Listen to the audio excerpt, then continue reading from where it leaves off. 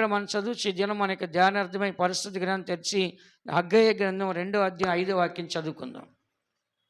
హగ్గయ్య గ్రంథం 2వ అధ్యాయం 5వ వాక్యాన్ని చదువుకుందాం. మీరు ఐగుప్తు దేశములో నుండి వచ్చినప్పుడు నేను మీతో చేసిన నిబంధన జ్ఞాపకము చేసుకునడి. నా ఆత్మ మీ మధ్యన ఉన్నది కనుక భయపడకుడి. ఇక్కడ ఇశ్రాయేలు ప్రజలతో దేవుని మందిరం కట్టించినప్పుడు మందిరాన్ని గురించి దేవుడు మాట్లాడుచున్నాడు. 3వ వాక్యంలో ఏమంటున్నాడు? పూర్వకాలమున ఈ మందిరమున కలిగిన మహిమను చూచిన వారు మీలో ఉన్నారు కదా, అట్టి వారికి ఇది ఎట్టిదిగా కనబడుచున్నది, దానితో ఇది ఎందునని పోలినది కాదని తోచున్నది. కాబట్టి ఫస్ట్ కట్టిన మందిరాన్ని ఎంతోమంది మీరు చూస్తున్నారు. అది ఎలా కట్టాడంట? బంగారంతో కట్టాడు. దేంతో కట్టాడంట? ప్రపంచంలో మొట్టమొదటిగా బంగారంతో కట్టిన దేవాలయం యెరూషలేములో శృంగార దేవాలయం. ఏ దేవాలయం అంట? శృంగార దేవాలయం. యెరూషలేములో కట్టిన మొట్టమొదటిగా బంగారంతో కట్టిన దేవాలయం. ఆ దేవాలయాన్ని తర్వాత కోల్చబడింది, అది కాల్చి కరిగించబడింది. కానీ మరలా దేవుడు ఏం చేస్తాడు? ఎజ్రా, నెహెమ్యా, జెరుబ్బాబెలుతో ఆ మందిరాన్ని మరలా కట్టించడానికి దేవుడు పూనుకున్నాడు. అయితే ఆ సమయాన్ని వీళ్ళు భయపడుతున్నప్పుడు ఆ మందిరం కట్టడానికి మన సామర్థ్యం లేదు, సహాయం లేదు, ఉద్యోగం లేదు, డబ్బు లేదు, మనం 70 సంవత్సరాలు బబులోను దేశంలో బానిసుకున్నాం, ఇప్పుడు ఎలా కట్టగలమని చెప్పి వాళ్ళు ఆలోచిస్తున్నప్పుడు దేవుడు మాట్లాడుతున్నాడు. మీరు ఐగుప్తు నుండి వచ్చినప్పుడు నేను మీతో చేసిన నిబంధన జ్ఞాపకం చేసుకోండి. నా ఆత్మ మీ మధ్య ఉన్నది కనుక మీరేం చేయొద్దు, భయపడవద్దు. అంటే దేవుడు ఏమన్నంటే మీకు సపోర్ట్గా నా ఆత్మ ఉంది. ఎవరంట? మీకు సపోర్ట్గా ఏముందంట? నా యొక్క పరిశుద్ధ ఆత్మ ఉన్నది అని దేవుడు మాట్లాడుతున్నాడు. కాబట్టి దినాల్లో మనందరం కూడా శరీరంలో మనం ఉన్నాము. శరీరంలో జీవించడానికి జీవాత్మ ఉంది. మనకు కావలసిన బలం ఏంటంట? పరిశుద్ధాత్మ. చెప్పండి అందరూ. మనకు కావలసిన బలం ఏంటంట? పరిశుద్ధాత్మ. కాబట్టి ఆ పరిశుద్ధాత్మ ఉంటే ఆ పరిశుద్ధాత్మకి అసాధ్యమైనది ఏదైనా ఉంటుందా? చెప్పండి మీరు. చెప్పండి. ఆ పరిశుద్ధాత్మకు అసాధ్యమైనది ఏదైనా ఉంటుందా? ఏదైనా ఉంటుందా? ఉండదు. పరిశుద్ధాత్మ అసాధ్యం అంటే ఏది చెయ్యలేను, నాకు చేత కాదు అనడానికి పరిశుద్ధాత్మకి ఏది కూడా లేనే లేదు. అందుకని మనం కూడా ఏం చేయాలంటే ఆ పరిశుద్ధాత్మ పొందండి, ఉపవాసం ఉండి ప్రార్థన చేయండి. దేవుని మందిరానికి వచ్చి ఉపవాసం ఉండి ప్రార్థన చేయండి. ఏంటి? ఇంట్లో కూర్చొని కన్నీళ్ళు కార్చి ప్రార్థన చేయండి. ఆ దేవుడు మనలో ఉండాలి, ఆ దేవుని ఆత్మలో ఉండాలి. యేసు ప్రభు కూడా భూమి మీదకి వచ్చినప్పుడు ఆయన దేవాది దేవుడికి వచ్చేప్పటికి ఆయనలో ఎవరున్నారండి? పరిశుద్ధాత్మ శక్తి ఉంది. ఆయన నడిపించింది ఎవరంట? పరిశుద్ధాత్మ శక్తి. ఎవరు నడిపించారు యేసు ప్రభుని? ఎవరు నడిపించారు? పరిశుద్ధాత్మ నడిపించిన దగ్గరుండి ఆయన ఎవరు లోబడ్డాడు? దేవుని ఆత్మకు లోబడి ఆత్మచేత నడిపించబడ్డాడు. ఆయనకి ఇచ్చిన సేవను సంపూర్ణంగా చేశాడు. ఆయనకి ఇచ్చిన వాళ్ళు ఒక్కనోడ పోగొట్టుకోలేదు. తన తండ్రి పని మీద నమ్మకంగా సేవనే చేశాడు. ఎక్కడైనా యేసుప్రభు ప్రార్థన చేస్తాడు అద్భుతం జరగకుండా ఉందా? ఎక్కడన్నా దెయ్యాన్ని వెళ్ళగొట్టినప్పుడు దెయ్యం వెళ్ళనందా? ఎక్కడన్నా చచ్చిపోయిన లేపినప్పుడు లెగనన్నారా? ఎక్కడన్నా ఏదైనా అద్భుతం, ఇప్పుడు రొట్టెలు అయిపోయినాయి, చేపలు అయిపోయినాయి తినడానికి, ఆయన ప్రార్థన చేస్తే మరి దేవుడు ఆశ్రయించాడు లేదా? ఎక్కడైనా ఆయన ఫెయిల్ అయ్యాడా? మనమైతే ఎన్నో ప్రార్థనలు చేస్తుంటాం, మనం ఫెయిల్ అవుతుంటాం, కానీ దేవుడు ఫెయిల్ అయ్యాడా? ఎక్కడన్నా మార్కులు తగ్గినాయి ఆయనకి? చెప్పండి. ఎక్కడ మార్కులు తగ్గలా, ఎక్కడ ఆయన ఫెయిల్ కల. కాబట్టి మన జీవితం కూడా సక్సెస్ఫుల్గా వెళ్ళాలంటే యేసు ప్రభు జన్మించిన మొదలుకొని పరిశుద్ధాత్మ ఆయనలో ఉంది. కాబట్టి ఆయన ఎక్కడ ఫెయిల్ అవ్వాల. కాబట్టి మనం కూడా ఏం చేయాలి? క్రొత్తగా జన్మించాలి. అంటే ఏంటి? వారి మనస్సు పొందాలి. నీటి మూలంగా జన్మించాలి. అంటే ఏంటి? బాప్తిస్మం పొందాలి. ఆత్మ మూలంగా జన్మించాలి. అంటే ఏంటి? పరిశుద్ధాత్మ అభిషేకము పొందాలి. క్రీస్తులోకి వచ్చిన తర్వాత మారి మనసు, బాప్తిస్మం, పరిశుద్ధాత్మ అభిషేకం పొందిన తర్వాత మనం కూడా ఆత్మానుసారంగా జీవితాన్ని ప్రారంభించి ఎల్లప్పుడూ దేవుని ఆత్మంతో ఉండి మనం ఏం చేయాలంటే ఫెయిల్ అవ్వకూడదు. సంసోను ఫెయిల్ అయిపోయాడు, కారణం పరిశుద్ధాత్మ ఆయన వదిలేసింది. సౌలు ఫెయిల్ అయిపోయాడు, కారణం పరిశుద్ధాత్మ ఆయన్ని వదిలేసింది. దావీదు ఫెయిల్ అయిపోయే స్టేజ్కి వచ్చేసాడు. 99% ఫెయిల్ అయిపోయే సమయాన్ని, అయ్యా నేను పాపం చేశాను, తల్లి గర్భంలో పాపంతో పుట్టాను, నేను కూడా పాపం చేస్తున్నాను, దయచేసి నీ పరిశుద్ధాత్మ నా యొద్ద తీసేయొద్దు, నన్ను నీ సన్నిధిలో తోసేయొద్దని ఏడ్చి కన్నీళ్ళు కార్చి ఉపవాసండి తన పాపాలు ఒప్పుకోబట్టి దేవుడు అతను కనికరించాడు. లేకపోతే అక్కడ దావీదుడు ఏమేంట ఫెయిల్ అయిపోయాడు. అందుకని మనం కూడా మన జీవితంలో ఎన్నో సందర్భాలు వస్తాయి. దానివలన పరిశుద్ధాత్మ పోగొట్టుకుంటాం. సంఘానికి వస్తే ఏమి రాదంట మనకి? పరిశుద్ధాత్మ అభిషేకం రాదు. ఆ తర్వాత నోట్లోంచి ఏమి రాదంట? అన్య భాషలు రావు. ఆ తర్వాత ఏమి రాదంట? ప్రవచనం కూడా రాదు. రాను రాను ఏమైపోతారు? ఇంకా వెనక్కి వెళ్ళిపోతారు. మొదట వాళ్ళు ఏమవుతారంట? కడపటి వాళ్ళు అయిపోతారు. దాన్ని మనం ఏం చేయలేం. కాబట్టి ప్రతి వారు కూడా మీకు గత వారం కానీ దానికి ముందు వారం చెప్పాను. ఏం చెప్పాను? మనస్సాక్షి మనకుంటే మనకి ఎవరు ఏం చెప్పాల్సిన అవసరంలే. మన మనస్సాక్షి మనకు గర్దించిద్ది. నువ్వు మంచుకున్నావా లేదు అనేది ప్రతి ఒక్కటి కూడా హెచ్చరించేది ఎవరో? మన మనస్సే మనకుంది, మనం స్టడీ చేయడానికి. ఆ తర్వాత పరిశుద్ధాత్ముడు ఏం చేస్తారు? మనల్ని హెచ్చరిస్తుంది. మూడోది మనుషులు ఏం చేస్తారు? మనల్ని హెచ్చరిస్తారు. కాబట్టి ఇంకొకరికి అవకాశం ఇవ్వాల్సిన అవసరం మనకి లేదు. కాబట్టి దేవుని ఆత్మ మన మధ్యలో ఉంది కాబట్టి భయపడాల్సిన అవసరం లేదు. అంటే ఏంటి? ధైర్యంగా నువ్వు జీవించాలంటే ఏది అసాధ్యమో ఆ బంగారు మందిరాన్ని కట్టలేని స్థితిలో ఇలా మామూలు కనబడుతుండగా దేవుడు ఏమన్నంటే ఆ దినాన్ని ఆ మందిరాన్ని మీరు చూశారు, కానీ మళ్ళీ నేను మీ చేత కట్టిస్తా అని చెప్పి వాళ్ళకి ధైర్యాన్ని ఇచ్చాడు. అంటే పూర్వం మన ఆత్మీయ జీవితం దేవాలయం అనే మన శరీరం, నీ దేహమే దేవుని ఆలయం, పరిశుద్ధాత్మ ఆలయం అని రాస్తుంది. అక్షరానుసరం కాదు, ఆత్మానుసరంగా మనం ఒక ఆలయం ఉంటాం. ఏ విషయంలో అయితే మనం పడిపోయి దూరంగా ఉన్నామో అయితే ఈ జీవితాన్ని మరలా కట్టడానికి దేవుడు పరిశుద్ధాత్మని ఇస్తున్నాడు. దేన్ని ఇస్తాడంట? చెప్పండి. మొదటి పేతురు రాసిన పత్రిక 2వ అధ్యాయం రాస్తుంది, మీరు పరిశుద్ధాత్మ ద్వారా మందిరంగా కట్టబడుచున్నారు. చదవండి. 2వ అధ్యాయం 5వ వాక్యం. మొదటి పేతురు రాసిన పత్రిక. యేసుక్రీస్తు ద్వారా దేవునికి అనుకూలములగు ఆత్మ సంబంధమైన బలులు నర్పించుటకు పరిశుద్ధ యాజకులుగా ఉండునట్లు మీరును సజీవమైన రాళ్లవలే నుండి ఆత్మ సంబంధమైన మందిరముగా కట్టబడుచున్నారు. ఆత్మ సంబంధమైన మందిరంగా మనం కట్టబడుచున్నాం. కాబట్టి ఇక్కడ దేవుని బిడ్డలు మనం గ్రహించాల్సింది అంటే దేవుడు మరలా మనల్ని ఆత్మ ద్వారా మన జీవితాన్ని ఏం చేస్తాడంట? కడుతూ ఉన్నాడు. ప్రతి మనిషిలో ఆత్మ ఉంది, కానీ ఆ ఆత్మకు కూడా ఒక సపోర్ట్ కావాలి. ఆ ఆత్మకి పరిశుద్ధ ఆత్మ సపోర్ట్ కావాలి. ఎవరు సపోర్ట్ అంట? చెప్పండి అందరూ. పరిశుద్ధాత్మిక సపోర్ట్ ఉన్నట్లయితే కనుక ఈ మనిషి యొక్క జీవితం అనేది కట్టబడుతుంది. పడిపోయిన దావీదు గుడారాన్ని నేను కడతానన్నాడు. ఏమనంట? పడిపోయిన దావీదు గుడారాన్ని కడతారని చెప్పాడు. కాబట్టి పడిపోయిన ప్రతి మనిషి యొక్క జీవితాన్ని దేవుడు కట్టాలి అంటే కనుక పరిశుద్ధాత్మ సహాయం మనకు కావాలి. మనం జీవితం మనం పడిపోతే లేకుంటే మన జీవితం అన్నీ కోల్పోతే మనకేమొస్తుంది? మొట్టమొదటిగా భయం వస్తుంది. ఏమొస్తుందంటే చెప్పండి. ఆ భయపట్టుకు దేవుడు మరలా మనకు దాస్యపు ఆత్మని ఇవ్వలేదు. కాబట్టి దేవుడు పరిశుద్ధాత్మ ఇచ్చాడు కాబట్టి పరిశుద్ధాత్మలో ఎలాంటి భయం అనేది ఉండదు. కాబట్టి ప్రతి మనిషికి జీవితంలో ఈ ఆత్మీయ జీవితం కట్టుకోవడానికి కావాల్సింది, మనకి ధైర్యంగా ఉండడానికి బలము కావాలంటే ఎవరు కావాలంట? పరిశుద్ధాత్మ శక్తి మనకి కావాలి. ప్రతి మనిషికి జీవితంలో ఈ పరిశుద్ధ ఆత్మ ఉన్నట్లయితేనే మన జీవితం అనేది మనము కాపాడుకోవడానికి మనకు సాధ్యమైంది. ఈ పరిశుద్ధ ఆత్మ లేకపోతే మన జీవితాన్ని కట్టుకోవడానికి వీలు కానే కాదు. రెండోదిగా మనము పరిశుద్ధ ఆత్మ ద్వారా మన జీవితాన్ని ఎలా కట్టుకోవాలంటే యోధా రాసిన పత్రిక ప్రకటన గ్రంథం పక్కనే ఉంటుంది, ఒకే అధ్యాయము. దానిలో మనం చూసినట్లయితే 21వ వాక్యాన్ని ఒకసారి చదవండి. ప్రియులారా, మీరు విశ్వసించు అతి పరిశుద్ధమైన దాని మీద మిమ్ముని మీరు కట్టుకొనుచు పరిశుద్ధాత్మలో ప్రార్థన చేయుచు నిత్య జీవార్థమైన మన ప్రభువగు యేసుక్రీస్తు కనికరము కొరకు కనిపెట్టుచు దేవుని ప్రేమలో నిలుచున్నట్లు కాచుకొనిండుడి. ఇక్కడ మనం చదువుతున్న వాక్యంలో ప్రియులారా, మీరు విశ్వసించు అతి పరిశుద్ధమైన దాని మీద మిమ్ముని మీరు కట్టుకొనొచ్చు. మనం విశ్వసించిన అతి పరిశుద్ధమైనది ఎవరు? ప్రభువైన యేసుక్రీస్తు. ఎవరంట? క్రీస్తులో మనం పునాది వేయబడ్డాం. క్రీస్తు మీద మనం చక్కగా కట్టబడుచున్నాం. అందుకని ఇక్కడ మనం చదువుతున్నాం, మనం విశ్వసించింది ఎవరినండి? ప్రభువైన యేసుక్రీస్తు. అతి పరిశుద్ధమైనది అంటే ఎవరు? ప్రభువైన యేసుక్రీస్తు. అతి పరిశుద్ధమైన స్థలంలోకి వెళ్ళింది ఎవరంట?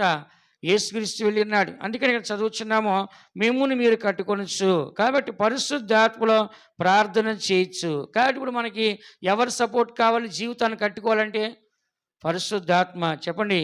మన మందిరాన్ని కట్టుకోవాలంటే, ధైర్యంగా ఉండాలంటే, పడిపోయిన దాన్ని మరలా కట్టి నిలబెట్టాలంటే ఎవరు సపోర్ట్ కావాలి మనకి? పరిశుద్ధాత్మ సపోర్ట్ కావాలి.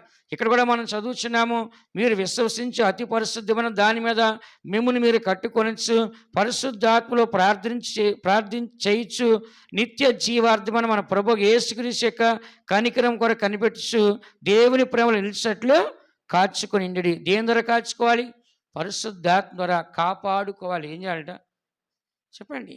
కాచుకొని దాని కొరకు ఎదురు చూసి జాగ్రత్తని కాపాడుకోవాలి.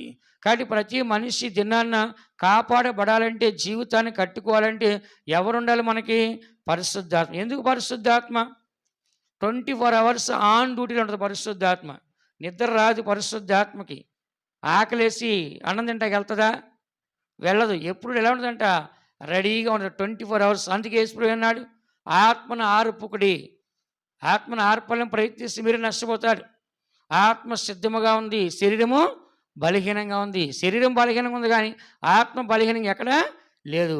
ఆత్మ ఎప్పుడు ఆరిపోదు, అగ్ని ఆరదు, పురుగు చావదు. కాబట్టి పరిశుద్ధాత్మ అనే కాదు, మనిషి యొక్క ఆత్మ కూడా నరకానికి వెళ్ళిన కూడా ఆత్మకి ఏమి లేదంట, చావు అనేది లేదు. అందుకని మనం చదువుతున్న మన జీవితము అతి పరిశుద్ధమైన దాన్ని కట్టుకోవడానికి మనకు ఆసక్తి ఉండాలి.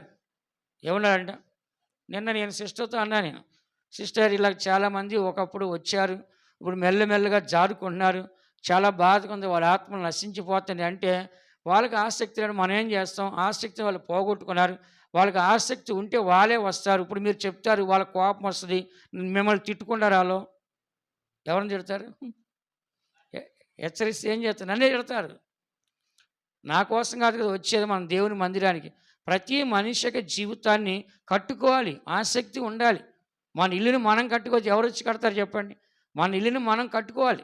అందుకే రాస్తున్నది అతి పరిశుద్ధమైన దాని మీద విశ్వసించి అతి పరిశుద్ధమైన దాని మీద మిమ్ముని మీరు కట్టుకొనొచ్చు, పరిశుద్ధాత్మలో ప్రార్థన చేయొచ్చు. అంటే మనం ప్రార్థన చేయాలి అంటే మనకి ఎవరు సపోర్ట్ కావాలి? పరిశుద్ధాత్మ. మన శరీరంతో ప్రార్థన చేస్తే మనకి ఏమొస్తుంది? నిద్ర వచ్చిద్ది, నీరసం వచ్చిద్ది, అలసట వచ్చిద్ది, ఆకలి వేస్తుంది, ఎన్నో మనకు ఉంటాయి. అదే పరిశుద్ధాత్మ సపోర్ట్ అంటే యేసు ప్రభువు 40 రోజులు భోజనం చేశాడా? చేయలేదు. మోషే 40 రోజులు భోజనం చేశాడా? చేయలేదు. ఏలియా 40 రోజులు భోజనం చేశాడా? చేయలేదు. ఎందుకని? వాళ్ళకి ఎవరు సపోర్ట్ ఉన్నారు? పరిశుద్ధాత్మ. కాబట్టి దేవుడు మనము దేవుని ఆత్మ కలిగి ఉన్నట్లయితే కనుక మనకు నిద్ర ఉండదు, ఆకలి ఉండదు. అందుకని మనం ఈ దినాల్లో ప్రార్థన చేయాలంటే ప్రార్థన రావట్లే. కారణం ఏంటి? పరిశుద్ధాత్మ సపోర్ట్ లేదు. దేవుని మందిరాన్ని రావాలంటే రాలేకపోతున్నారు. ఎందుకని? పరిశుద్ధాత్మ సపోర్ట్ లేదు. ఉపవాసం ఉండాలంటే ఉండలేకపోతున్నారు. కారణం ఏంటి? పరిశుద్ధాత్మ సపోర్టు లేదు. కానీ ఇట్లా ఏం చేస్తారంటే ప్రతి ఒక్కరు కూడా బలహీనలుగా మారిపోతున్నారు. కానీ దేవుని యొక్క బలాన్ని పొందలేకపోతున్నారు. రెండోదిగా మన యొక్క జీవితము కట్టుకోవాలి అంటే కనుక పరిశుద్ధాత్మలో ప్రార్థన చేసి మన జీవితం అనేది ఏమైందంట? కట్టబడద్ది. మూడవదిగా మనం చూస్తే 1 తిమోతి రాసిన పత్రిక 1వ అధ్యాయము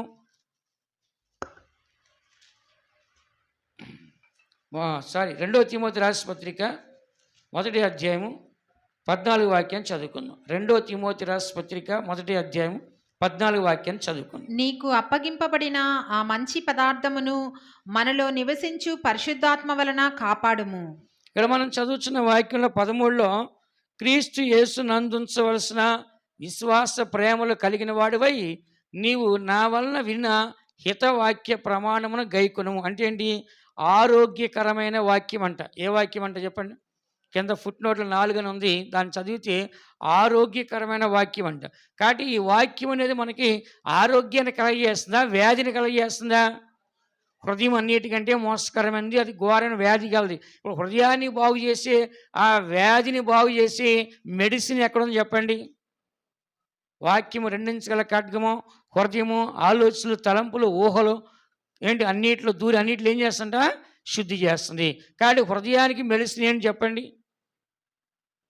చెప్పండి వాక్యము. చెప్పండి అందరూ. హృదయానికి బాగు చేయడానికి మెడిసిన్ ఎవరంట? వాక్యము. కాబట్టి మనిషికి ఆరోగ్యం కావాలి. ఏ ఆరోగ్యం కావాలి? హృదయంలో ఆరోగ్యం కావాలి, మనసులో ఆరోగ్యం కావాలి, ఆత్మలో ఆరోగ్యం కావాలి. ఈ మనసులోను, హృదయంలోను, ఆత్మలో ఆరోగ్యం కావాలంటే ఏంటి ఆరోగ్యము? వాక్యము. చెప్పండి అందరూ. ఇక్కడ రాసిన 13 వాక్యములో క్రీస్తు యేసునందుంచవలసిన విశ్వాస ప్రేమలు కలిగిన వాడివై నీవు నా వలన వినిన హితవాక్యము అని రాసింది. హితవాక్యం అంటే 4 ఉంది. దాని కింద ఫుట్నోట్లో ఆరోగ్యకరము గల వాక్యము. కాబట్టి ప్రతి మనిషిలో ఆరోగ్యం అనే దాన్ని మనం చూడాలి. ఇప్పుడు చూడండి, యాక్చువల్గా ఏం చేస్తామని పొద్దున్నే ఆరోగ్యం వరకు లేచి బాత్రూమ్కి వెళ్ళి అవుట్రింగ్కి వెళ్ళి బ్రష్ చేసుకొని స్నానం చేసుకొని పౌడర్ రాసుకొని నూనె రాసుకొని మంచి బట్టలు వేసుకుంటాం, ఫ్రెష్ అయిపోతాం. రెండోది ఏం చేస్తాము, మంచిగా తాగాల్సినవన్నీ హార్లిక్స్లు బూస్ట్లు జ్యూస్లు తాగేసి తినాల్సినవన్నీ మంచిగా తినేసి ఇంకా బలమైంది మాంసం చేపలు తినేసి ఏం చేస్తాం, మళ్ళీ సుఖంగా ఉంటాక ఏసీ వేసుకొని ఏం చేస్తాం, మళ్ళీ అది చాలుగా ఉన్న వ్యాధులకి మందులు వేసుకుంటాం. మళ్ళీ ఏం చేస్తాం అంటే ఉదయం 4 మందులు 4 ట్యాబ్లెట్లు, సాయంత్రం రాత్రికి ఏం చేస్తాం. ఒక ఆమె చెప్తుంది మొన్న, ఒక రోజుకి 30 ట్యాబ్లెట్లు వేస్తుందంట. ఏంటంట ట్యాబ్లెట్ అంటే ఏంటి, దాంట్లో ఏముంటుంది, విషం. ఇప్పుడు ఒక చేలో ఒక పొలంలో చెట్లు మందు కొడతారు. ఎందుకు కొడతారు, పురుగులు సావడానికి. మనం వేసుకున్న మందు బిళ్ళలు దేనికి, మన ఒంట్లో బ్యాక్టీరియా పురుగులు తయారవుతాయి రోగం వలన. ఆ పురుగులు చంపడానికి మెడిసిన్ వాడుతున్నాం. ఆ మెడిసిన్ అంతా దేనిలో తయారు చేస్తారు, ఒక విషం పాయసనం. ఇప్పుడు 30 ట్యాబ్లెట్లు వేసుకుంటే ఆమె ఎంత విషం మింగుతున్నట్టు రోజుకి, అంత విషం మింగినట్లే. ఎందుకు ఇదంతా చెప్పుకొస్తాంటే, మనము స్నానం చేసి శరీరాన్ని శుభ్రం చేసుకుంటాం, అలాగనే మంచిగా ఆహారం తింటాం, అలాగనే మందుబళ్ళు వేసుకుంటాం. దేని కొరకో, ఆరోగ్యంగా ఉండటం కోసమో. ఇంట్లో ఇంకోరు అడుగుతారు, ఏంటి బిళ్ళలు వేసుకున్నావా, టయానికి తింటున్నావా, టయానికి నిద్రపోతున్నావా, టయానికి వాకింగ్కి జాకింగ్కి వెళ్తున్నావా, ఎందుకని ఇవన్నీ చేస్తే నీకు ఆరోగ్యం కదా. ఇవన్నీ శరీరానికి, కానీ ఆత్మకు కూడా ఒక ఆరోగ్యం కావాలి. మనస్సు ఉంది, హృదయం ఉంది, ఆత్మ ఉంది. దానికి ఆరోగ్యం కావాలంటే ఏం కావాలి, నీ వాక్యమే నా పాదములకు దీపము. కాబట్టి మనిషిని వెలిగించేది ఎవరంట, వాక్యము. జీవవాక్యం చేత పట్టుకున్న జ్యోతుల వల్ల మీరు ప్రకాశించండి. కాబట్టి ప్రతి మనిషిలో కూడా ఒక వెలుగు అంటే మాత్రమే కాదు వాక్యము, ఆరోగ్యాన్ని కలిగించడానికి మనకి ఏం కావాలంట, వాక్యం. ఇప్పుడు రండి 14 వాక్యం ఏమని రాస్తుంది, నీకు అప్పగించబడిన ఆ మంచి పదార్థం అంటే ఏంటంట, ఆరోగ్యకరమైన వాక్యము. చెప్పండి అందరూ, ఏమంటది, ఆరోగ్యకరమైన హెల్త్ ఫుడ్. ఏమంటది, హెల్త్ ఫుడ్ అంటే ఏంటి, వాక్యం. ఇర్మియాతో ఎస్ఏకేలుతో ఏం చెప్పాడు, దేవుని యొక్క మాటలు దొరక మేము భుషించితిమి, యోహానుడు ఆహారం దొరక భుషించితిమి. వాక్యాన్ని తిన్నారు వాళ్ళు. దేని తిన్నారంట, వాక్యాన్ని తిన్నారంటే దేవుని మాటలు.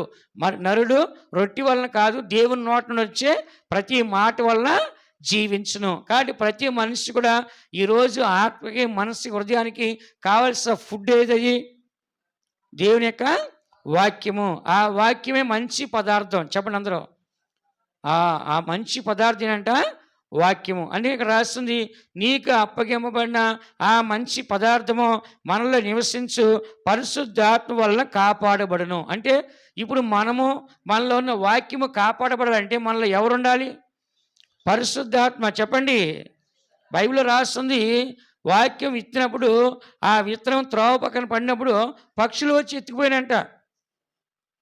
అంటే మనలో ఉన్న వాక్యం ఎత్తుకుపోవడం కూడా సాతాను ఏం చేద్దంట, రెడీగా ఉంటుంది. విన్న వాక్యం విడిచిపెట్టి కొట్టుకొని పోకున్నట్టు దాని యందు విశేష జాగ్రత్త కలిగి ఉండండి. చాలామంది వాక్యం వింటారు, దాన్ని వెంటనే మర్చిపోతారు. విన్నారు కానీ ఏమైపోయారంట, మర్చిపోయారు. వాళ్ళ గురించి రాస్తుంది, గడ్డి ఎండిపోయి గడ్డి పువ్వు వాడిపోయి రాలిపోయినట్లుగా అనేకులు వాక్యంలో నిలబడరని రాస్తుంది. చాలామంది చర్చికి వస్తారు, వాక్యం వింటారు, కానీ అది మైండ్లో ఉండదు. ఇంటికి వెళ్ళగానే లోకము, మనుషులు ఏంటి, లోక కార్యాలు ఇవే సరిపోతున్నాయి, కానీ దేవుని యొక్క సన్నిధి ఏముంటుంది, మైండ్లో వాక్యము ఉండట్లేదు. అంటే ఇప్పుడు రోగం వచ్చేసింది. ఏ రోగము, సినిమా రోగము. ఇంకా గేమ్స్ అంటే ఈ మధ్య చాలా స్పోర్ట్స్ మెన్స్ అయిపోతాయి అందరూ. రాత్రి 12 అవుతుందంట, 2 అవుతుందంట, గేమ్స్ ఆడి ఆడి. ఇప్పుడు యూట్యూబ్లో ఫేస్బుక్లో చూడాలంటే మనకు నెట్ కావాలి. గేమ్స్ ఆడి కూడా నెట్ అవసరం లేదు. నెట్ ఉన్నంతసేపు ఏం చేస్తారు, నెట్ వాడేస్తున్నారు. నెట్ అయిపోయిన తర్వాత ఏం చేస్తారంట, గేమ్స్ ఆడుతున్నారు. రాత్రి 2, 3 అవుతుంది, కానీ ప్రార్థన చేయరు. అందుకని ఆ కుటుంబం ఆశీర్వాదం ఉండదు, ఆత్మీయంగా ఎదగదు, ఉన్న కొన్ని దిగజారిపోతారు, దేవునికి దూరం అయిపోతారు, పరలోకానికి కూడా దూరం అయిపోతారు ఒక దినాన్ని. కాబట్టి నీకు ఇచ్చిన దాన్ని నువ్వు కాపాడుకోవాలంటే నీలో వాక్యం ఉండాలి. ఆ వాక్యం నువ్వు కాపాడుకోవాలంటే సపోర్ట్ ఎవరు కావాలి, పరిశుద్ధత. పడిపోయిన జీవితాన్ని కట్టుకోవాలంటే పరిశుద్ధాత్మ కావాలి. అలాగే పరిశుద్ధాత్మలో ఉన్నతమైన జీవితాన్ని కట్టుకోవాలంటే పరిశుద్ధాత్మ ప్రార్థన చేయాలి. ఈ వాక్యాన్ని కాపాడుకోవాలంటే పరిశుద్ధాత్మ మనకి ఉండాలి. నాలుగోదిగా 2 పేతురు రాసిన పత్రిక 1 అధ్యాయం 21 వాక్యం మీరు చదివితే మనం సంఘంలో ప్రవచించాలంటే కూడా పరిశుద్ధాత్మ కావాలి. 2 పేతురు 1 అధ్యాయం 21 వాక్యం. ఏలయనగా ప్రవచనము ఎప్పుడునూ మనుషుని ఇచ్చెను బట్టి కలుగలేదు కానీ మనుషులు పరిశుద్ధాత్మ వలన ప్రేరేపింపబడిన వారై దేవుని మూలముగా పలికిరి. ఇక్కడ మనం చదువుతున్నాము, ప్రవచనం ఎప్పుడా మనుషుల వల్ల కలగలేదంట. మనుషులకి ఇచ్చల వలన కలగలేదు. కానీ ఇక్కడ ఎవరి వల్ల కలిగిందంట? పరిశుద్ధాత్మ వలన ప్రేరేపించబడిన వారే దేవుని మాటలు పలికారు సంఘంలో. కాబట్టి మనకు పరిశుద్ధాత్మ వరం ఉన్న ప్రతి ఒక్కరు కూడా దేవుని ఆత్మ చేత ప్రేరేపించబడి సంఘానికి ఏం చేయాలి? మనము దేవుని మాటలు ప్రవచించాలి. చెప్పండి అందరూ, ఎవరి మాటలంట? దేవుని మాటలు సంఘానికి చెప్పాలంటే మనం ఏం చేయాలి? పరిశుద్ధాత్మిక అభిషేకాన్ని మనము కలిగిన వారు ఉండాలి. పరిశుద్ధాత్మ అభిషేకం కలగకపోతే దేవుని ఆత్మ నీలో లేనప్పుడు ఆత్మ సంగతులు నువ్వు గ్రహించలేవు. విన్నారా? పరిశుద్ధాత్మ లేకపోతే దేవుని కార్యాలు నువ్వు గ్రహించలేవు, దేవుని మాటలు నీకు బయలుపరచబడవు. అదే పరిశుద్ధాత్మ వరం అంటే దేవుని మాటలు నీకు బయలుపరచబడతాయి. ఆ మాటలు సంఘంలో ప్రవచనం ద్వారా నువ్వు సంఘాన్ని కూడా ప్రవచించి సంఘానికి ప్రయోజనంగా నువ్వు మార్చబడతావు. అని ప్రతి మనుషుల ఈ పరిశుద్ధాత్మ అనేది అవసరమా లేదా? చెప్పండి అందరూ, పరిశుద్ధాత్మ అవసరం లేదా? ప్రతి ఒక్కరు కూడా ఈ పరిశుద్ధాత్మ అవసరం. ప్రతి మనిషిలో తన మాట చెప్పింది జరగాలంటే పరిశుద్ధాత్మ అంటే ఆ మాటలు నిజమవుతాయి, ఆ మాటలు ఒక అర్థం ఉంటుంది, ఆ మాటల కార్యం జరిగిద్ది. కానీ మనుషుల మాటలు చెప్తే జరుగుతాయా? జరగవు. మనిషి ఎన్నో వ్యర్థమైన మాటలు మాట్లాడతాయి, ఏమి జరిగిపోతాయా? జరగవు. అందుకని ప్రతి మనిషికి జీవితంలో మనం సంఘానికి దేవుని మాటలు చెప్పాలన్నా లేకుంటే దేవుని మాటలు మనం గ్రహించాలన్నా ప్రతి మనిషిలో ఉండాల్సి ఏమంట? పరిశుద్ధాత్మ అభిషేకము. చెప్పండి అందరూ, పరిశుద్ధాత్మ అభిషేకం. కాబట్టి మనము ఎల్లప్పుడూ కూడా ఈ పరిశుద్ధాత్మలో వర్ధిల్లుతూ ఉండాలి. 3 యోహాను రాసిన పత్రిక 1 అధ్యాయం 2 వాక్యం చూడండి. 3 యోహాను రాసిన పత్రిక 1 అధ్యాయం 2 వాక్యం. ప్రియుడా, నీ ఆత్మ వర్ధిల్లుచున్న ప్రకారము నీవు అన్ని విషయములలోనూ వర్ధిల్లుచు సౌఖ్యముగా ఉండవలనని ప్రార్థించుచున్నాను. ఇక్కడ మనం చదువుతున్నాం, యోహాను గారు చెప్తున్నారు. యోహాను గారు ఏమని చెప్తున్నాడు? ప్రియమైన గాయకునికి ఏమని చెప్తున్నాడు? ప్రియుడా, నీ ఆత్మ వర్ధిల్లుచున్న ప్రకారము నీవును అన్ని విషయాల్లో వర్ధిల్లుచు సౌఖ్యంగా ఉండవాలని ప్రార్థించున్నా. కాబట్టి మనిషి జీవితంలో ఎక్కడ వర్ధిల్లాలంట? ఆత్మలో. చెప్పండి అందరూ. శరీరంలో మనం ఆటోమేటిక్గానే ఎదుగుతుంటాము, బాగా తింటూ ఉంటాము. ఏంటి, మన శరీరానికి కావాల్సినవి మనం ఆటోమేటిక్గా చూసుకుంటాం. విన్నారా? శరీరానికి కావాల్సినవి చాలామంది పేదవాళ్ళు ఉద్యోగాలు లేవు, సంపాదించలేరు, వాళ్ళకి పెట్టుకోలేరని గవర్నమెంట్ కూడా ఏం చేస్తుందంట? బియ్యం ఇస్తుంది. ఇప్పుడు కొత్తగా ఒక స్కీమ్ పెట్టారు గవర్నమెంట్ కూడా. ఏ స్కీమ్ అది? రేషన్ షాప్కి వెళ్తే సమస్తం ఉంటాయంటే అక్కడ చింతపండు, ఉల్లిపాయ, కారం, సాల్టు, ఇక మీకు ప్రొవిజన్ షాపులు ఎన్ని దొరుకుతాయో అవన్నీ రేషన్ కొట్లు ఇస్తాడంట. నెల మొత్తం ఇస్తాడంట. 15 రోజుల దాకా గవర్నమెంట్ ఇచ్చే రేషన్ ఇస్తాడు. మిగతా అన్నీ A to Z నెలాఖరు దాకా డైలీ కొనుక్కోవచ్చు. బయట 120 నూనె ఉంటే అక్కడ 100 రూపాయలకు వస్తుందంట. బయట 120 రూపాయలు కందిపప్పు ఉంటే అక్కడ 100 రూపాయలకు వస్తాడు. అంటే ఇప్పుడు గవర్నమెంట్ కూడా ఏంటంటే శరీరానికి కావాల్సిన పోషక ఆహారాన్ని ఫ్రీగా ఇస్తున్నాడు. కానీ ఆత్మ కూడా ఒక ఆహారం కావాలి. యేసయ్య గారు ఒక పాట కట్టాడు, నీ వాక్యమేనా ఆత్మకు ఆహారము. కాబట్టి ఆత్మకు కావాల్సిన ఏంట? ఆహారం. ఆహారం అంటే వాక్యమే. కానీ ఆత్మను కూడా పోషించాలి. శరీరాన్ని పోషిస్తారు. రోడ్డు మీద కొంచెం అడుక్కుంటే వాడు ఎవడో ఒకడు వేస్తాడు. అదే ఆత్మకు ఆహారం ఎక్కడికి కావాలి? మనము దేవుని దగ్గరే పొందుకోవాలి. కాబట్టి ప్రతి మనిషి కూడా వర్ధిల్లాల్సింది, ఎదగాల్సింది, లేదా జయం పొందాల్సింది, అభివృద్ధి పొందాల్సింది, ముందుకెళ్లాల్సింది దేనిలో ఎదగాలంట? ఆత్మ. ఏమని బైబిల్ రాస్తుంది?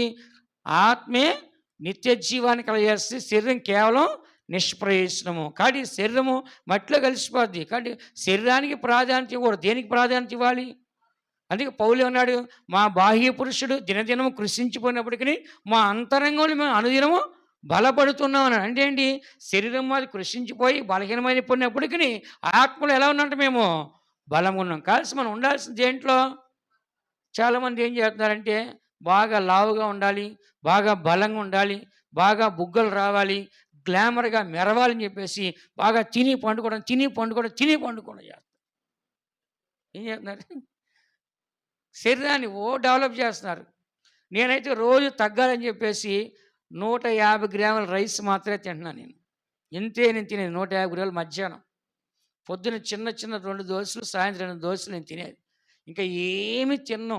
పొద్దున 4 గంటలకు లెగుస్తాను. 5:30, 6 గంటలకు వాకింగ్ పోయి 7, 7:30కి వస్తాను. మంచిగా పార్కులో ఎక్సర్సైజ్ చేసి, వాకింగ్ చేసి 2 గంటల సేపు వస్తాను.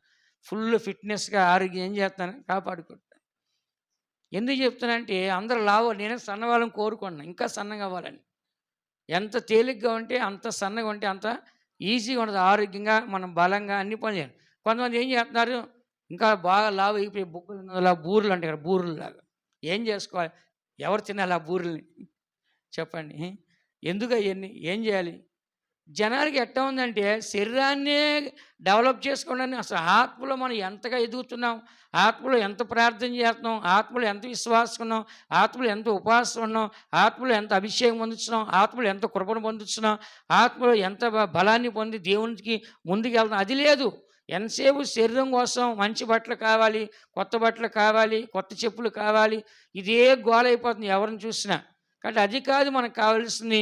మనం ఎదగాల్సింది ఏంటో చెప్పండి. ఇక్కడ ఏమని రాసింది? ప్రియుడా, నీవు ఆత్మలో వర్ధిల్లుతున్న ప్రకారము నీవు అన్ని విషయాలు ఏం చేయాలట? వర్ధిల్లాలి, సౌఖ్యంగా ఉండాలి. నీ కొరకు ఏం చేస్తాను? ప్రార్థన చేస్తాను. కాబట్టి మనం ఆత్మీయంగా ఎదగాలి.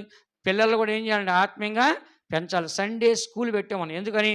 పిల్లలకు ఆత్మీయ జ్ఞానం పెరగాలి, ఆత్మీయ బుద్ధి పెరగాలి, ఆత్మీయ తెలివి పెరగాలి, మంచి పాటలు పడాలి, మంచిగా బైబిల్ చదవాలి, మంచిగా ప్రార్థన చేయాలి, మంచిగా దేవుని స్తుతించాలి, మర్యాదగా ఉండాలని చెప్పి పిల్లలకి ఒక సండే స్కూల్ పెట్టాం. ఎందుకు వస్తుంది? ఆత్మీయంగా ఎదగడం కోసం. అందుకని ప్రతి దేవుని బిడ్డ గుర్తించాల్సి అంటే మన ఆత్మీయంగా ఎదగడానికి ప్రయాసపడాలి. ఆత్మీయంగా ఎదగడానికే ఈ పరిశుద్ధాత్మ యొక్క శక్తిని దేవుడు మనకి అనుగ్రహిస్తాడు. అందుకని ప్రతి మనిషికి జీవితంలో ఈ ఆత్మీయ జీవితాన్ని మనం కాపాడుకోకపోతే సమస్తాన్ని మనం ఏం చేస్తామంట? కోల్పోతాము. చదవండి. హెబ్రీ రాసిన పత్రిక 6:4 చదివితే, హెబ్రీ రాసిన పత్రిక 6:4 మనం చదివితే, దేవుడు సెలవిచ్చిన ఎడల మనమలాగు చేయుదుము. ఒకసారి వెలిగింపబడి పరలోక సంబంధమైన వరమును రుచి చూచి పరిశుద్ధాత్మలో పాలివారై. చాలు. ఇక్కడ మనం చదువుతున్న 6:4లో ఒకసారి వెలిగింపబడి పరలోక సంబంధమైన వరములను రుచి చూచి పరిశుద్ధాత్మలో పాలివారు. కానీ 5 నుంచి మనం చదివితే, దేవుని దివ్య వాక్యమును రాబో యుగ సంబంధమైన శక్తుల ప్రభావం అనుభవించిన తరువాత తప్పిపోయిన వారు తమ విషయంలో దేవుని కుమారుని మరలా సిలువ వేయచ్చు బహాటంగా ఆయన ఏం చేస్తారంట? అవమానపరుచుతారు. కనుక మారు మనసు పొందినట్లు అట్టి వారిని మరలా నూతనపరచుట అసాధ్యం. అంటే ఏంటి? పరిశుద్ధాత్మ అభిషేకం పొందిన తర్వాత పడిపోతే ఆ మనిషి నూతనపరచడం కష్టం. అంటే ఏంటి అర్థము? అన్నీ తెలిసిన వాడికి చెప్పాలంటే కష్టం. ఏమీ తెలియని వాడికి ఈజీగా చెప్పి మనం మళ్ళా మంచి దారి తేవచ్చు. అన్నీ తెలిసినవాడికి మనం చెప్తే ఉంటాడు, మాకు అన్నీ తెలుసులోవా, మేము అన్నీ చూసి అన్నీ అనుభవించి అయిపోయింది, నువ్వు మాకు చెప్పేవాడు అంటారు. అదే ఇప్పుడు మీకు అంటే దాని అర్థం ఏంటి? పరిశుద్ధాత్మ పొందిన వాడికి వరములు పొంది అన్నీ పొందిన తర్వాత వాడు ఒకసారి వెలిగించబడి ఆరిపోతే కనుక వాడి వాక్యాన్ని, దేవునికి రాకడిని, దివ్య శక్తుల్ని అన్నీ చూసిన తర్వాత వాడు మరలా ఏం చేస్తాడంట? దేవుని మరలా సిలువేసి బహాటంగా ఏం చేస్తాడంట? అవమానం. అంటే దీని అర్థం ఏంటి? మీరు మారు మనసు పొంది, బాప్తిస్మం పొంది, పరిశుద్ధాత్మ అభిషేకం పొంది ఈ ఆత్మీయ జీవితం ప్రారంభించిన తర్వాత మీరు వెనక తీసే కొంది దేవుని మరలా సిలువేసట్లే, దేవుని మరలా బహాటముగా అవమానపరచట్లే. కాబట్టి పరిశుద్ధాత్మ ఇచ్చింది మనల్ని కాపాడుకోవడానికి, వాక్యానుసారి జీవించాకి, ప్రభు యొక్క రాకడికి సిద్ధపడ్డానికి దేవుడి వరాలు ఇస్తున్నాడు. కాబట్టి ఆ ప్రత్యేకంగా ఇచ్చిన వరాల్ని ప్రత్యేకంగా మనం కాపాడుకోవాలి. కొంతమంది ప్రారంభంలో అభిషేకం పొందుకొని బాగా అభిషేకం నింబడి అన్య భాష మాట్లాడి 4 సార్లు ప్రవచించి ఇక అవన్నీ పక్కన పెట్టేసి వాటికి స్వస్తి చెప్తున్నారు. ఎందుకని? నా జీవితానికి అవి సరిపడవు, నా క్రియలు సరిలేవు, నా ప్రవక్తన సరిలేదు, నా ఆలోచన సరిలేదు, నా యొక్క జీవితంలో చేసే పనులు సరిలేవు, కాబట్టి నేను ఆ ప్రవచనం చెప్పలేను, ఆ అన్య భాష మాట్లాడను, ఆ విషయం నేను నింపబడలేను, దానిని యోగ్యుని అర్హుని కాదని దాన్ని కష్టపడి పొందుకొని మరలా పక్కన బారేస్తున్నారు. సంఘంలో చూస్తే ప్రవచించే వాళ్ళు కనబడట్లేదు. ఎందుకు? వెనకబడిపోయారు. సంఘంలో ప్రవచించే వాళ్ళు తగ్గిపోతున్నారు. కారణం ఏంటి? ఆ వరాల్ని పక్కన పారేశారు. కాబట్టి ప్రతి దేవుని బట్టి గుర్తించాల్సిందంటే ఒకసారి నువ్వు వెలిగించబడితే మళ్ళీ ఆరిపోకూడదు. ఒకసారి వెలిగించిన తర్వాత ఏం చేయకూడదంట? ఆరిపోకూడదు, వెలుగుతూనే ఉండాలి. యోహాను మండుచు ప్రకాశించున్న దీపముగా ఉన్నాడంట, ఆయన ఆరిపోలేదు. అలాగే మనం కూడా ఒకసారి దీపం వెలిగించబడితే ఏం చేయాలంట? ఆరిపోలే, వెలుగుతూ ఉండాలా? చెప్పండి. వెలుగుతూ ఉండాలి, ఆరిపోలా? వెలుగుతూ ఉండాలి, ఆరిపోకుండా మనం కాపాడుకోవాలి. అందుకని మనం చదువుతున్నది, ఒకసారి వెలిగించబడి పరలోక సంబంధమైన వరాల్ని రుచి చూసి పరిశుద్ధాత్మలో పాలివాడై దేవుని యొక్క దివ్య వాక్యములు రాబోయే సంబంధమైన శక్తుల ప్రభావం అనుభవించిన తరువాత తప్పిపోయినట్లయితే అలాంటి వాడిని మరలా నూతనపరచడం కష్టమే. వాడి బహాటంగా దేవుని సిలివేసి అవమానపరుస్తారు. కాబట్టి ప్రారంభంలో కొంతమంది బాగుంటారు, తర్వాత మళ్ళీ ఏమైపోతారంటే కొంతమంది లోకానుసారంగా మారిపోతారు. ఎలా మారిపోతారండి? ప్రారంభంలో ఏం చేస్తారు? చాలా పద్ధతిగా, గౌరవంగా, మర్యాదగా ఉంటారు. ఆ తర్వాత వాళ్ళ ప్రవక్తన మారిపోద్ది, వాళ్ళ యొక్క అలంకారం ఏమైపోద్ది అంట? చెప్పండి. అలంకారం ఏమైందన్నా? మారిపోద్ది. కళ్ళ నిండా కాటికలు, మూతి నిండా లిప్టిక్లు, మొక్క నిండా క్రీములు, తల నిండా రంగులు, ఇంత పువ్వులు పెట్టుకొని ఏంటి బాగా రంగుగా పట్టు చీర కట్టుకొని ఏం చేస్తారు? వచ్చి ముందు సీట్లో కూర్చుంటారు. దేనికి? దేవుడు చూడాలా? చెప్పండి. ఈ వేషం అంతా వేసుకుని వచ్చి ముందు సీట్లో కూర్చున్నారు. ఏంటంటే ఆ సంఘంలో వాళ్ళకి గౌరవించాలంట వాళ్ళని. వాళ్ళు ఎవరంట? గొప్పోళ్ళు అంట. ఇప్పుడు కొన్ని చర్చిలో రిజర్వేషన్ అంట, బెంచ్లు కూడా ముందు కూర్చోండి, రిజర్వేషన్ చేసుకోవాలి, దాన్ని డబ్బు కట్టాలంట. మొన్న ఎవడో చెప్తున్నాడు, సతీష్ కుమార్ చర్చిలో అంట సండే స్కూల్ కూడా ఫీజు కట్టాలంట. స్కూల్కి మీరు ఎట్ట కడతా అట్ట కట్టాలంట. సండే స్కూల్ ఫీజు కట్టాలంట, ప్రతి నెల ఎంత కట్టాలంట. సండే స్కూల్ అయిన తర్వాత ప్రతి పిల్లోడు కూడా కానుక డబ్బాలో మనిషికి 50 100 వేయాలంట. మళ్ళీ మన సంఘంలో అన్నీ ఓసీ మీకు. మన సంఘంలో అన్నీ ఫ్రీ. మిమ్మల్ని ఏనాడు మేము ₹1 అడగలేదు.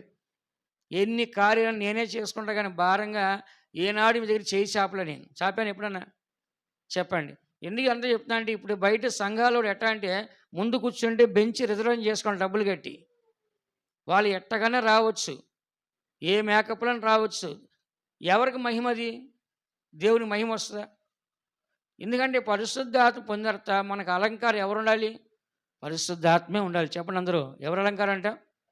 పరిశుద్ధాత్మక అలంకారం మనకు ఉండాలి. విన్నారా? కాబట్టి ఇక్కడ మనం చదువుతున్నాము, పరిశుద్ధాత్మలు మనం వెలిగించబడంతో ఆరిపోలా, వెలుగుతూ ఉండాలా? దేవుని సిలివేసి అవమానపరచాలా? చేయకూడదు. ఒకసారి వెలిగించబడి దాన్ని స్టాండర్డ్గా నిలబడాలి. అందుకే పరిశుద్ధాత్మ అవసరమే మనం చదువుతున్నాం. కాబట్టి ప్రతి మనిషికి జీవితంలో ఈ పరిశుద్ధాత్మ ఎంత ప్రాముఖ్యమో మనం వింటూ ఉన్నాం. కాబట్టి దేవుడు వచ్చింది ఎందుకొరకంట? ఆత్మని. దేవుడు దేనికి ప్రాధాన్యత ఇస్తాడు? శరీరానికి, ఆత్మక? లూకాసు సువార్త 9వ అధ్యాయము 54 వాక్యం మీరు చదివితే, నేను క్లుప్తంగా చెప్తున్నాను మీకు. లూకాసు సువార్త 9వ అధ్యాయం 54 వాక్యం చదివితే, శిష్యులైన యాకోబును యోహానును అది చూచి, ప్రభువా, ఆకాశము నుండి అగ్ని దిగి వీరిని నాశనము చేయునట్లు మేము ఆజ్ఞాపించుట నీకిష్టమా అని అడుగగా, సరే చదవండి. ఆయన వారి తట్టు తిరిగి వారిని గద్దించెను. చాలు. గద్దించెను అంటే 4 అంకుంది. దాని కింద ఫుట్ నోట్లు ఏమన్నా చదవండి.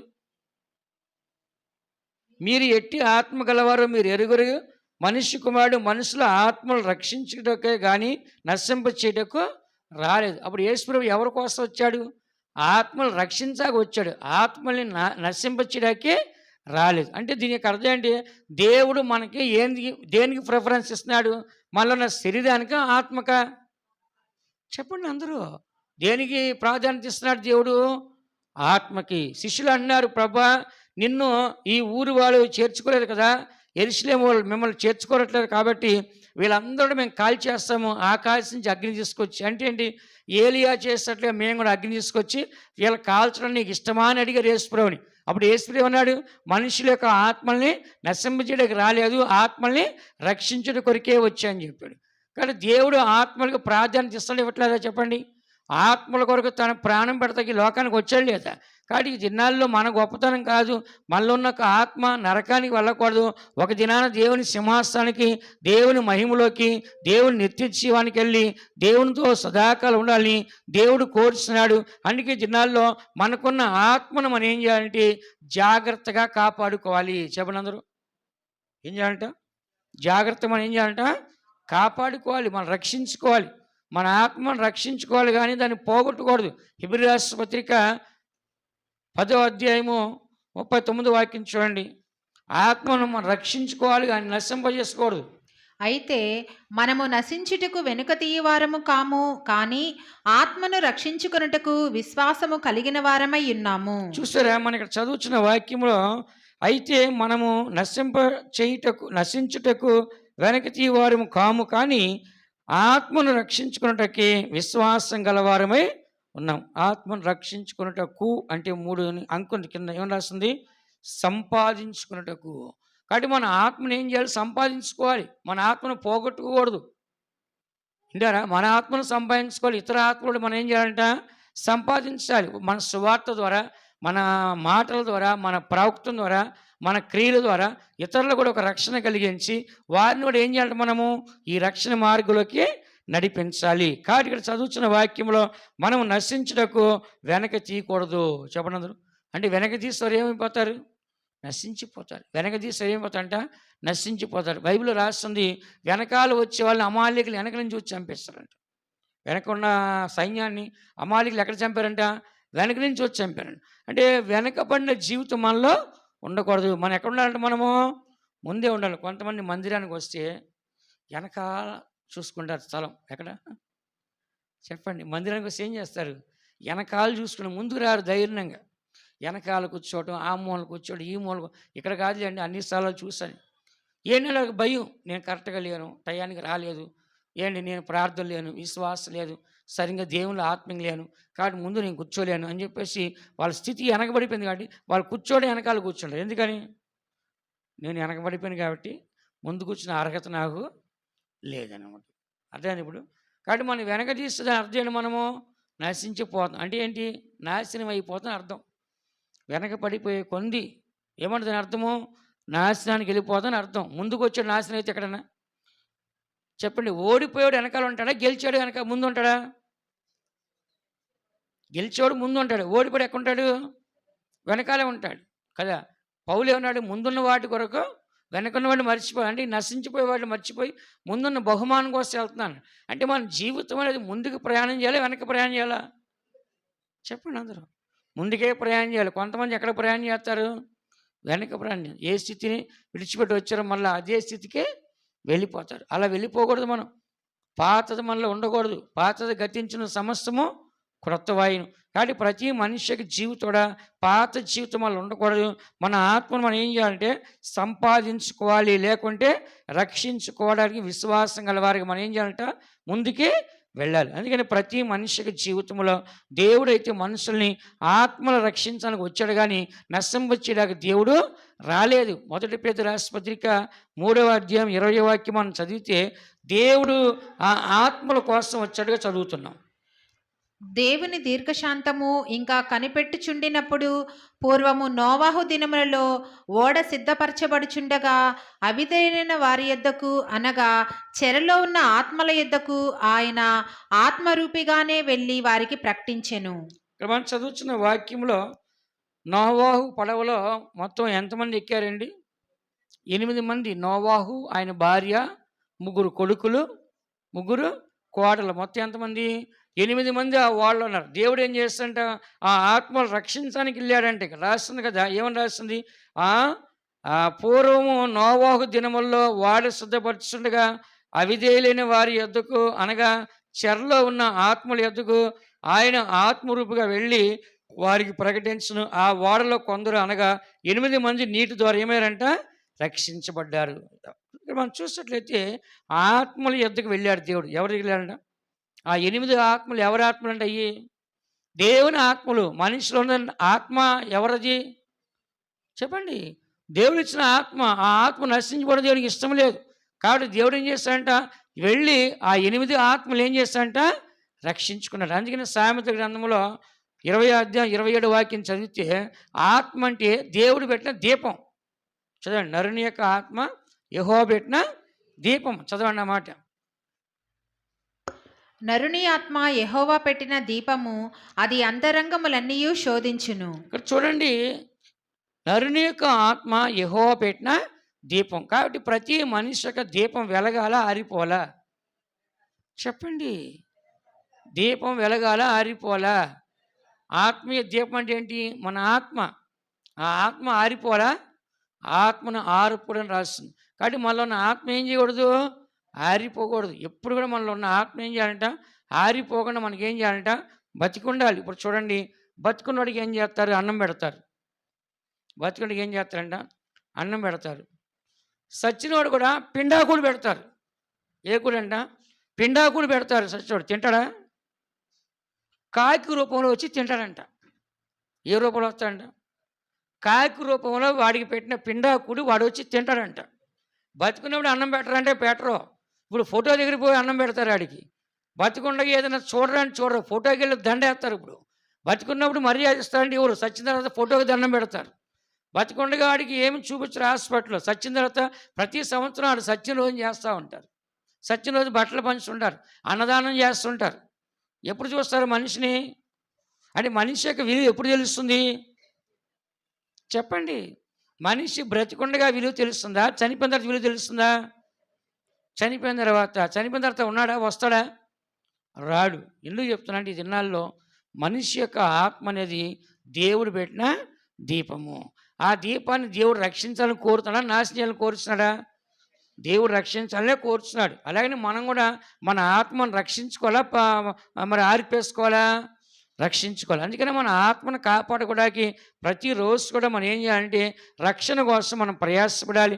ఎంతోమంది తమ ఆత్మను ఏం చేస్తారంటే రక్షించుకునే స్థితిలో లేరు. కాబట్టి ప్రతి మనిషికి జీవితంలో ఈ ఆత్మను రక్షించుకోవడానికి మనం ఎల్లప్పుడూ మనం సిద్ధంగా ఉండాలి. దేవుడైతే మాత్రం మనుషులందరి యొక్క ఆత్మలకు ఎలా ఉన్నంటే ఆయన దేవుడుగా కనబడుతున్నాడు. ఎలా కనబడుతుందంట? సంఖ్యాకాండము 27వ అధ్యాయం. సంఖ్యాకాండము 27వ అధ్యాయం 15వ వాక్యం చదవండి. అప్పుడు మోషే యెహోవాతో ఇట్లనెను, యెహోవా సమస్త మానవుల ఆత్మలకు దేవా, యెహోవా సమాజము కాపరులేని గొర్రెల వలె ఉండకుండునట్లు ఈ సమాజము మీద ఒకరిని నియమించుము. ఇక్కడ దేవుడు ఎవరికి దేవుడు చెప్పండి? చెప్పండి అందరూ. మానవుల ఆత్మలకు దేవుడు ఆయన. శరీరానికి దేవుడు కాదు ఆయన. ఎవరి దేవుడు అంట? అందుకే బైబిల్ ఏమని రాస్తుంది? ఆయన సజీవులకి దేవుడు కానీ మృతులకి దేవుడు కాదు. మృతులు అంటే ఏంటి? శరీరం మృతమైంది, ఆత్మ సజీవమైంది. దేవుడు ఆత్మలకు దేవుడా? శరీరానికి దేవుడా? చెప్పండి. ఆత్మకు దేవుడు. ఎవరు దేవుడు అంట? ఆత్మకు దేవుడు. అందుకనే దేవుడు సజీవులకి దేవుడు కానీ మృతులకు దేవుడు కాదు. అందుకని ఏమని చదువుతున్నాం? సమస్త మానవుల ఆత్మలకు దేవా యెహోవా సమాజము కాపరులను గొర్రెల వలె ఉండకూడదని ఆనాడు అడిగితే మోషే తర్వాత యెహోషువని ఇచ్చాడు. ఎవరిచ్చాడంట? మోషే ఎవరినిచ్చాడంట? వాళ్ళు చనిపోయే కాపరులు. ఎవరో? మోషే, యెహోషువ ఏమవుతాడంట? కొంతకాలం బ్రతికి చనిపోతారు. కానీ దేవుడు ఏం చేశాడంటే ఈ మానవుల ఆత్మలకి ఒక కాపరినిచ్చాడు. ఆయనే ప్రభువైన యేసుక్రీస్తు. ఎవరంట? 1 పేతురు 2:25 వాక్యంలో ఆయన చదవండి. 1 పేతురు 2:25.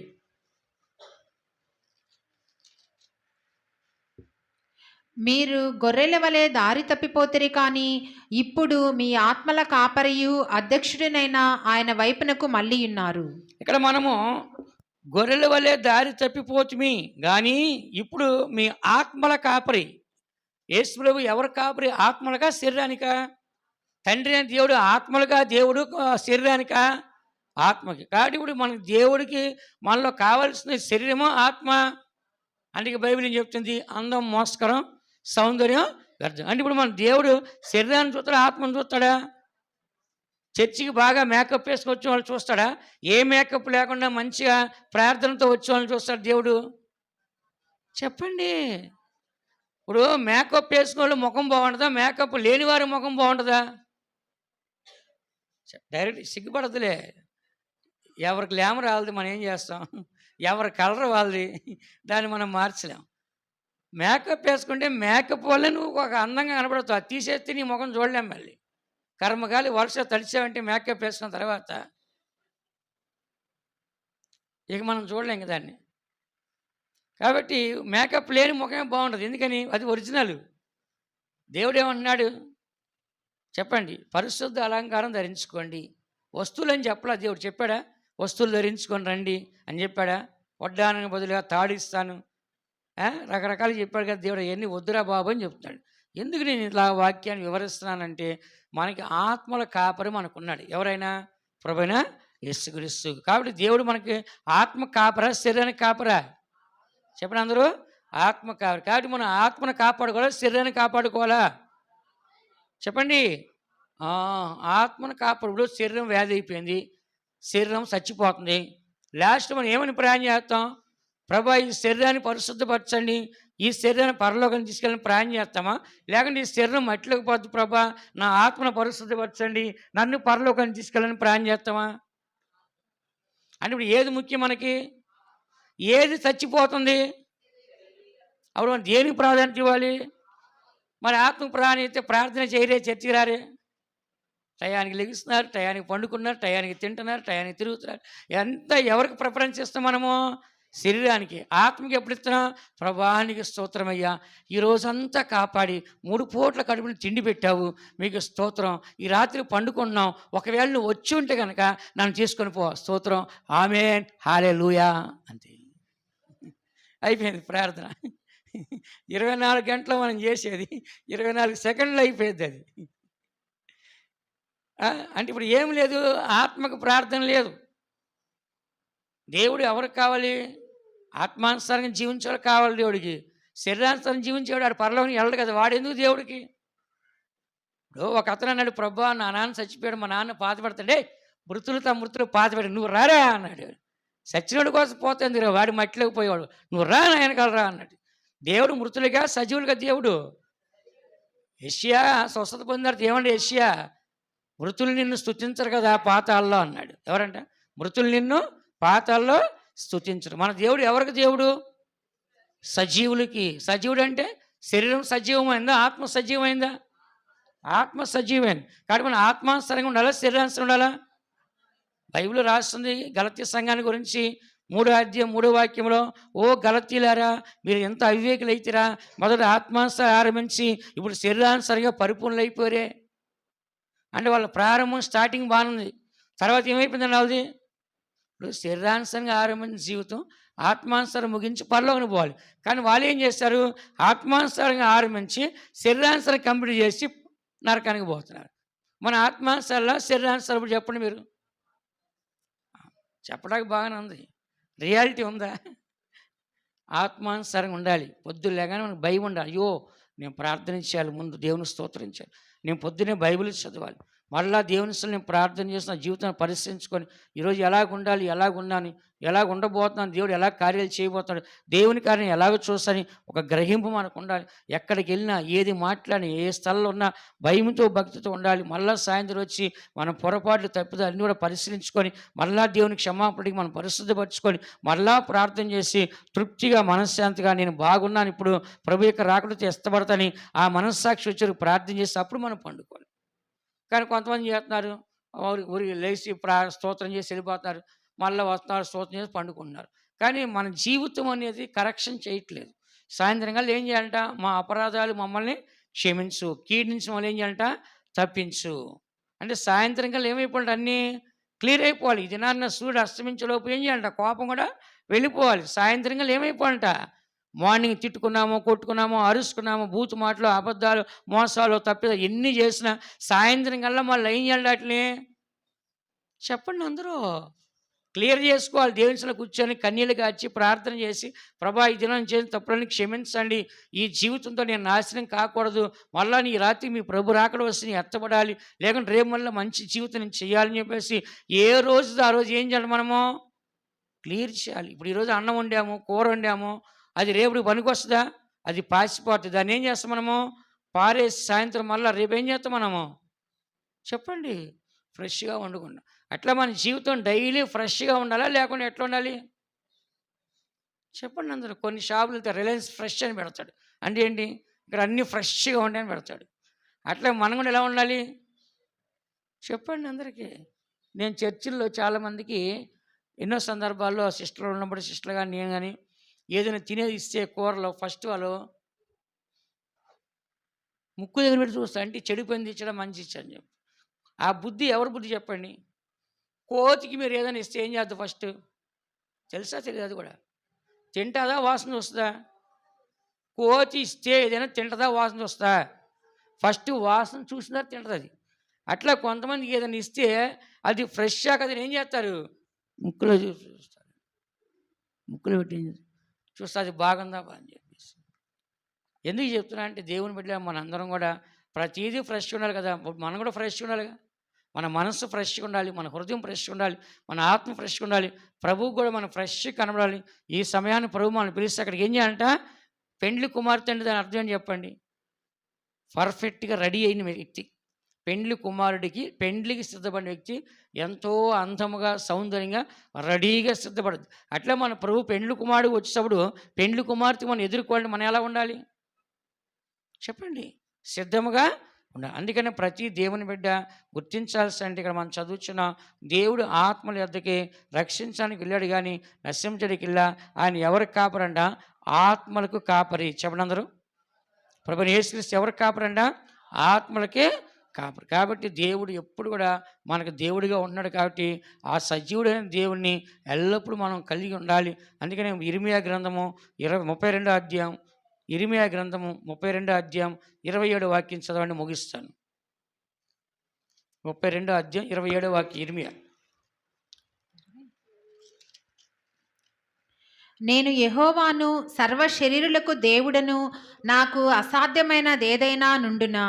ఇక్కడ మనం చదువుతున్నాం, నేను యెహోవాను, సర్వశరీరులకు దేవుడను, నాకు అసాధ్యమైనది ఏదైనా ఉండునా. సర్వశరీరులకు దేవుణ్ణి. చక్కగా వినండి.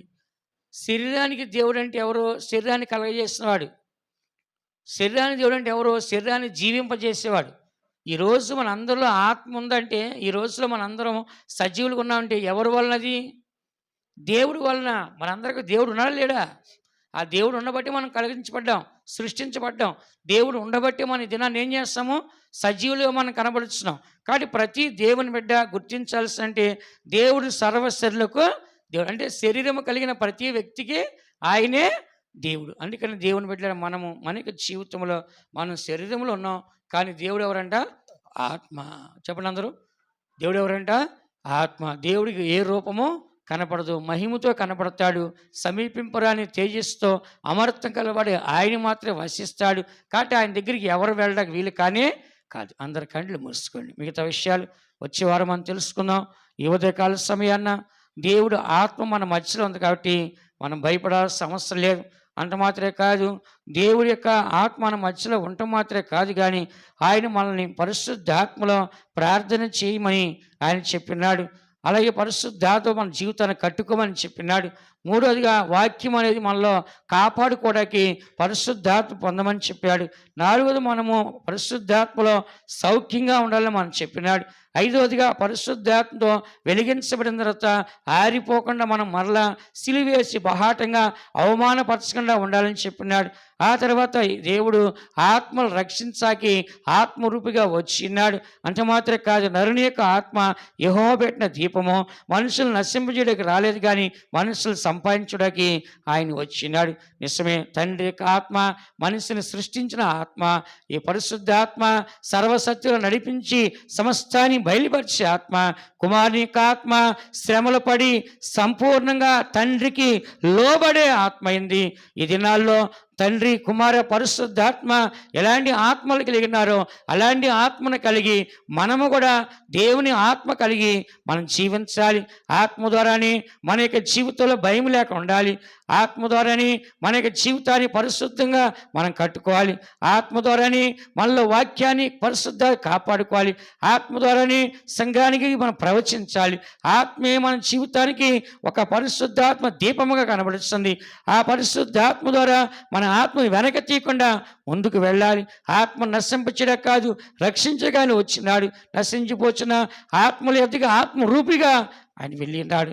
నిజమే, ఈ దినాల్లో మనం కూడా ప్రభు యొక్క రాకడ కొరకు ఆత్మలో మనం వర్ధిల్లి సౌఖ్యంగా మనం కనపడాలి. శరీరం నశించిపోద్ది, బాహ్య పురుషుడు కృషించిపోతాడు, కానీ అంతరంగ పురుషుడు పరిశుద్ధాత్మల్లో మన యొక్క ఆత్మని అనుదినం జీవింపజేసి, మన యొక్క ఆత్మని పరిశుద్ధపరిచి, మన ఆత్మను నూతనపరిచి, మన ఆత్మని కాపాడి, మన ఆత్మని ఆయన రాకడికి సిద్ధపరచిన గాక. దేవుడు మనల్ని ఆశీర్వదించిన గాక. ఆమేన్. పరమ తండ్రి నీ పరిశుద్ధాత్మను కుమ్మరించుము అంత్యదినములలో.